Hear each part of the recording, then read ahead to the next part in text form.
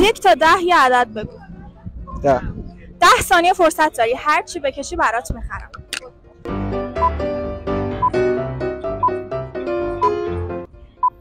چیه؟ گل. گل بخرم واسه؟ بیا عزیزم. مرسی. از 1 تا 10 یه عدد بگو. 3. 3 ثانیه فرصت داری، هر چی بکشی برات میخرم. چیه این؟ زنجیر طلا.